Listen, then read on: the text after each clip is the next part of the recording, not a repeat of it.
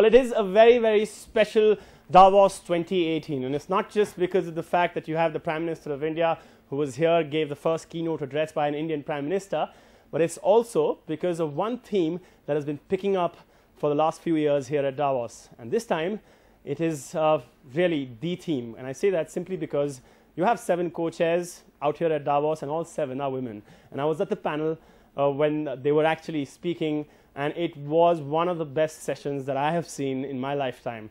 And with us is at least one of them, and another lady who, well, is inspirational in her own ways. I will be introducing them now.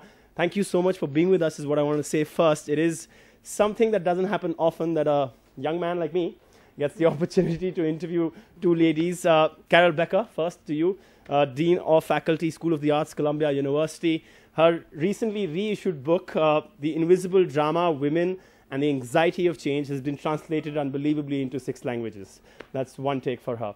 And Sharron Barrow, one of the 7 co-chairs in an all-women co-chair at Davos this time, also the General Secretary of the International Trade Union Confederation.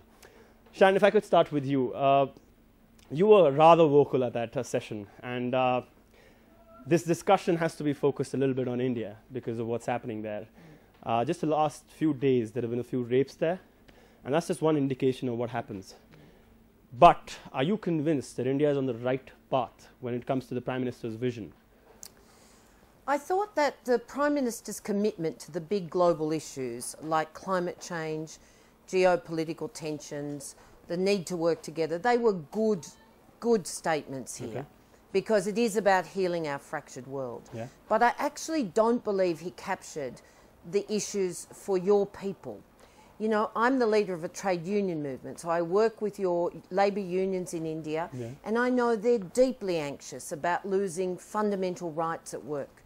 I work with your Self-Employed Women's Association that actually has organised almost 2 million members. They build cooperatives, they're helping in the sustainability piece, they build their own childcare centres, they're doing their bit for India, but we want to work with them to formalise work. And childcare is not even a formal economic sector in India. So we need to work with your government and the trade unions, first around rights, second around shared prosperity, because India is one of the G20 countries, yet poverty remains endemic. Around sustainability, of course, and we congratulate the Indian government for their leadership in that, and around women. And of course, the violence against women question is extraordinary. It's not just in India, let me assure you, but this year at the ILO, we will negotiate with business and labour a new standard, a global standard, a convention, we hope on eliminating violence against women and men in the workplace, and that'll be a very good start. But we want the government of India to support a convention and to support the strongest possible global standards. Okay, that's interesting you say that because Christine, who was moderating your session and also is one of the 7 co-chairs, she mentioned that she was not quite happy, paraphrasing here, that the Prime Minister didn't speak about gender. Is that a sentiment that isn't reflected to you too? I think we're all surprised. I know that he spoke in private sessions about it, but we would have thought gender, work, formalisation of work, inclusive growth would have been higher on his agenda. Okay, you understand because this is a global platform and you didn't need to address Indian issues specifically. I do understand that, but if you're going to heal a fractured world, one of the fractures is that the global workforce is in trouble. So I absolutely accept that he mightn't have just focused on issues for working people in India. But if our workforce, with 42% globally, are in the informal economy, up to 45 million in modern slavery, you know, only 60% in the formal economy, and then more than half of them on short-term contracts, low-paid, insecure, often unsafe work as a product of this nature of globalisation, we need to change the rules. And I suppose his leadership is very important in this regard. Okay, Carol, a lot of these questions I want to address to you. What do you make of all that's happened with the Prime Minister of India, gender, and what these are not my specific issues because I write about psychological situation, but I write about anxiety and change, and I have written that book 30 years ago, which I thought would be obsolete by now. I thought no one will read a book on women, anxiety, and change because it will all be resolved by now. But here it is decades later, and the book is having a whole other life because, in fact, change is very slow. And the really deep ways in which society needs to change in terms of inequality is not something that happens overnight because it requires a deep psychological transformation, not of just of individuals, but of a whole collective. So I would agree that it's very important that the head of state would bring up and really address the fact that there is incredible violence against women that needs to be addressed right now, as an urgent need to, as you say, heal this fractured world, which is the theme of Davos this year. And how do you heal when you continue to abuse whole segments of the population to such an extreme extent? You say it's a change in mindset. Yes. But how does that change in mindset happen? You're not the first person to say this. In fact, the conversation around India these days is that the young boys first need to be taught about treating women right. How will it happen in a country of 1.25 billion people is my question to you as somebody who's written about it. Well, one of the reasons that it's so important to have women in leadership is that when women enter into leadership and they take on these roles, they change fundamental structures of society. For example, women often don't want to be part of a hierarchical structure. They're very much more collaborative. They create lateral structures. They try to bring everyone up with them. There's much less tolerance for the kind of abuses that we've seen historically in women and men. Well, effectively you're saying that even Davos making an improvement with 7 co-chairs and having 21% an improvement from the last time, around 21% of the attendees out of 3,000 are this time women. You're saying that's still not enough? Well, it's first of all, let me say something more about India. You lead the field in terms of having secured representation of women in Parliament. There's still, women's bill is still to be passed out there, but yes, that's true. But if it's passed, then that's a global leadership piece.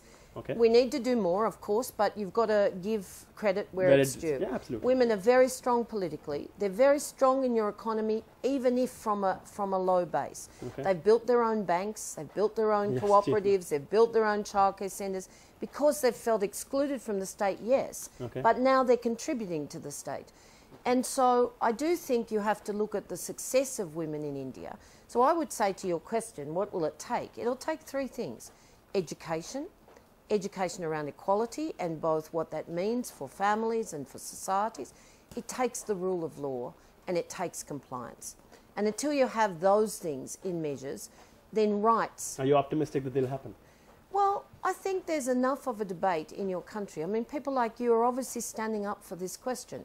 If men in the society are standing with women and saying, we need to respect everybody, that women deserve equality, it's a fundamental human right, that workers have the right to organise, freedom of association, women will organise, like trade unions. On the bigger question, of course we need to see women in leadership at the CEO level, at the board level, but it goes way beyond that. If we don't see women being paid equally, if we don't see women being protected from domestic slavery, it's not going to happen. All right, Carol, I want to just give you an example. When we were coming out here, we were at the customs office making sure that our cameras go through, and I had an incident with my camera person who's right here, Pooja, and because it's a mindset, like you said, the customs officer, he said something that, who's your camera man? And she was in front of him, and she corrected him and said, camera woman, and I'm enough for 3. And that's exactly what she's reflecting right now. I just want to ask you about that. It's so systemic, it's so traditional, it's so cultural. I find it very difficult to get it past some of my own relatives for sometimes, because it's so inbred in them, and I'm talking about women here. I just find it difficult. So this movement and this talk about women's rights, I find it a bit fluff. So I'm just asking you how much. Yeah, because it's not relating to action. The action is not happening. We've had a few rapes just in the last few days in Delhi. Leaders like yourselves, do you think you're speaking out enough? Do you think your tone needs to be more aggressive? I've thought so much about how societies actually change. Like, how do you change a collective psyche? because that's what you're talking about. You're talking about all, and you're so articulate about all the actual economic reasons why the change that needs to occur, the structural changes that need to occur. But there is this deep psychological change that also needs to occur, and it really needs to occur through generation. You have a different attitude than the people around you. You have a different attitude than maybe the people who raised you. It's going to take generations. We are, as a species, not very quick to make deep change. So that's why the structural changes are so important, because it forces people to make the change that they're not always emotionally ready to make, but in terms of the fairness and equity of a society, they have to make. But it is about ending the culture of silence, because the rules have been in many of our countries that it's not okay to sexually harass or to rape women. Violence is not okay generally, and yet it's the culture of silence that stops the compliance that's necessary. So when people like you take the lead on these questions, when women organise and speak out, you can make the change. It is difficult for women. No, so we had campaigns like Time's Up, #MeToo. I have to ask about this because while I may seem like I'm somebody who, is trying to fight for women's rights and gender equality, at the same time, this #MeToo, and interestingly, the World Economic Forum had an article about it, which basically asked, is it going overboard?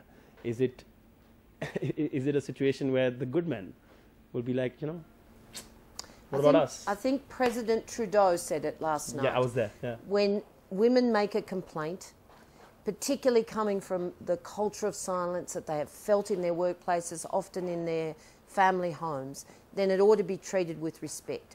Should men have the right of the rule of law to contest it if they don't believe it's right? Of course.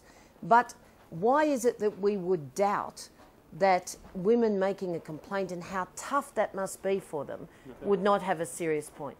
Okay, no, we don't doubt that. I'm just asking that, the good men out there, they might be forgotten with the #MeToo campaign just all over. What does it mean forgotten? We will forget that there are other men who are not like that? I don't understand that question. I mean, we're not going to forget all those men, but we want to see those men stand up as well. We need. So you're saying that cultural silence is there also? Yes, of course. And listen, the things that have happened, many of the men who have been in leadership and running these organizations knew about these things for a very long time, and nothing changed. So why is that? And of course there are fantastic men in the world, and I've had great mentors who have been men and supported me in my own development. So we're not saying that there aren't those men, but I want to see those men stand up as well. Women need those men to stand up and to take on other men and say, this is unacceptable. If we are going to evolve as a species, you've got to stop this behavior and really come down hard on them. We haven't really seen that yet. But do you see that happening from the top leadership right now out here? The elites, the men, apart from Justin Trudeau, when it doesn't happen at this level, I question the forum. Well, it's interesting, the choices, because I would have said Klaus Schwab sent a deliberate message about the inclusion of women, the rights of women, the role of women in our societies and our economy with its co-chair panel. But I was talking to other women who did a session on sexual harassment last night, and the room was half empty. Exactly. So, you've got a point. Even your 7 co-chair panel was half empty. Yeah, you've got a point that we still have work to do. Of course we have. Otherwise, I wouldn't be here talking about it. But we are impatient. Women have power. They have voices. We need to organise, and we need to break the culture of silence. Okay, final question. Winnie Benyama, I spoke to her, Oxfam report, the inequality report. She's a woman and she's a fantastic woman, former co-chair. She had a question when I was talking to her about this panel for you, and that was about how will you ensure equality in trade organizations, because that's also something that's completely lopsided right now. Well, you're not wrong, although we are changing it. We have a Count Us In program, and it has 3 messages to our brothers and to the men at large in the society. Count us into the economy, count us into trade unions, and count us into leadership everywhere. And we have, in fact, more than 130 unions have signed up to this. Plus, we have men who are leading the White Ribbon campaign, which is the White Ribbon campaign is a campaign against violence for women. So you're right. We're not immune to it either. And of course, last night I called for a new social contract. It is around minimum wages. It is around secure work. It is around safe work. and collective bargaining to share prosperity, but it's also about inclusion, empowerment, and the voice of women. Fair enough. Final word to you. Just a message for the girls and women in India. You know, to really have enormous ambition for their lives, to really believe that they can do what they dream of doing, and to use their imagination, and to really find those people in their lives who will support them, and to help that next generation when they become the people who have authority to get where they want to go. Because that ambition is the key to this. And what gets killed in societies when women don't think that they can move forward is you kill dreams. Hear, hear. Oh my God. All right. Fantastic. Well said. Well said. Kill dreams. Thank you so much. You. Thank you. It's been an honor.